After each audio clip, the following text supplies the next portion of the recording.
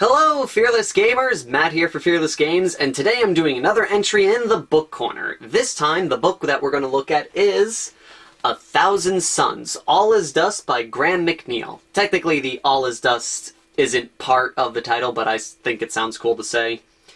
But this is now, this is a book about the 1,000 Suns, and basically is a depiction of them from just before the trial of Magnus, all the way up to the Space Wolves invading the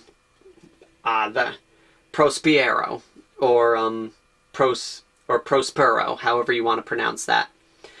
All in all, comparatively to the other books I've read, this one's a little bit more wordy, in a sense. There's a lot more there are bigger words in this book than there were in the last ones that I've read. It doesn't detract from it, they're not, they're words that you'll understand, and if you don't understand the text around them, the context that they're in will help explain what the words are, what they mean. And in general, it's an interesting take on the 1,000 Suns. Again, it's one of these stories that gives you their perspective and makes you see them in a different light than you would have normally beforehand. This time you're getting their perspective on psychic powers, their perspective on the whole trial of Magnus, and their whole perspective on the whole invasion of the Space Wolves.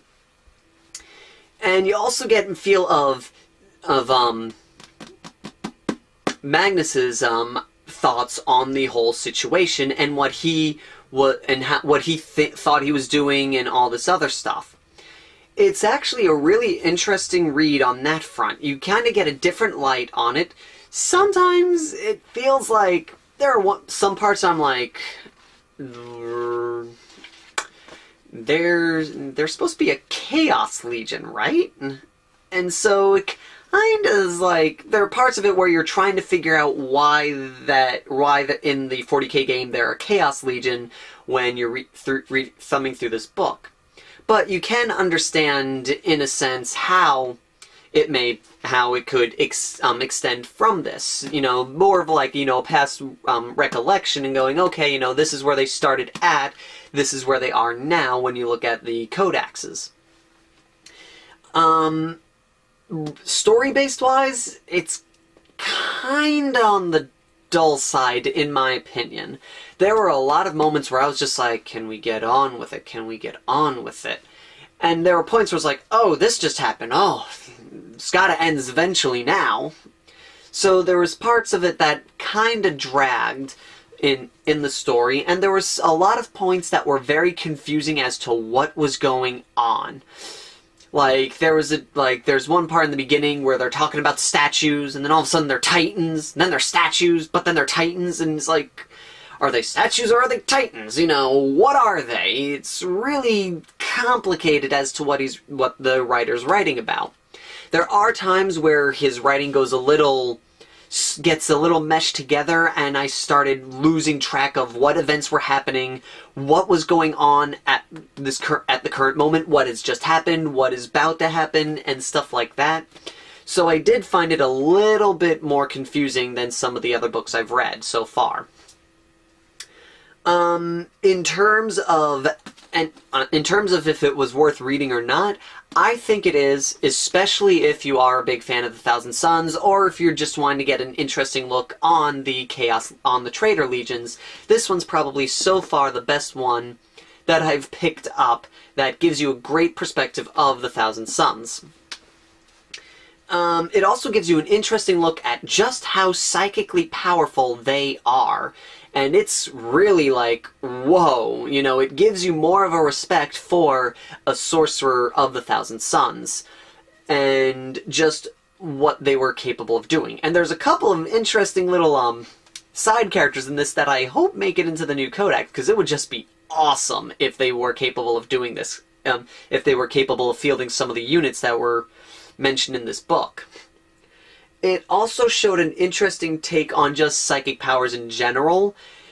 Basically, this gives you the idea of how psychic powers were viewed before the whole the Horse Heresy and the whole issue of librarians and all that other good stuff. So, on a whole, it's a fun book. It's not the greatest, so I wouldn't say rush out and get it now, but I would definitely, if you have a moment and you have the money to spare, to pick up this book and add it to your collection, because it is a very good book. It's just not a... I didn't really think of it as much of a page-turner. I felt I was reading more of it just so I can get through it, rather than I really need to see what happens next. Granted, there were a couple of moments that I really wanted to read up on, just so I could see a more detailed account of the events, but on the whole, there was never really a moment where I was like, what's next, what's happening next, what's happening next, what's happening next? It was more of a, okay, alright, okay.